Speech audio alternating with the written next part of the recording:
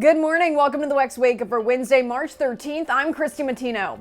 Our top story this morning, President Biden and former President Trump have earned enough delegates to clinch their party's presidential nominations.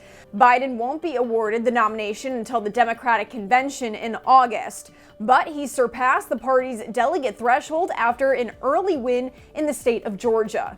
96% of those votes counted.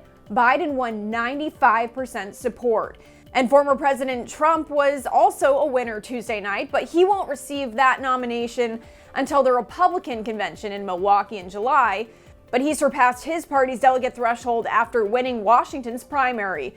With only a third of that vote counted, Trump won 72%. And President Biden is sending more emergency security funding for Ukraine, worth roughly $300 million. And this comes just weeks after the White House said they had run out of existing ways to arm Ukraine's forces.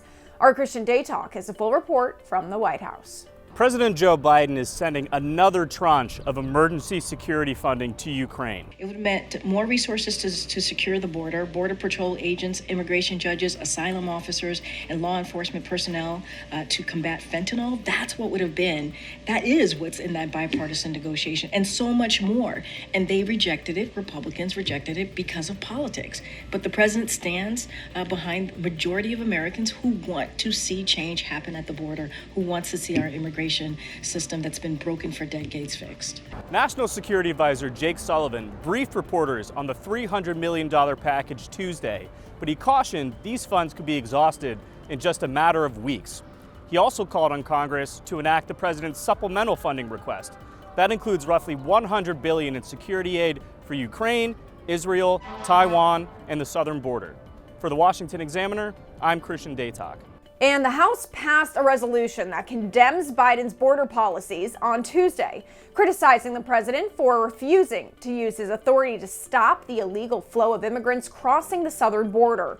House Republicans overwhelmingly voted in favor of this, passing it 226 to 193.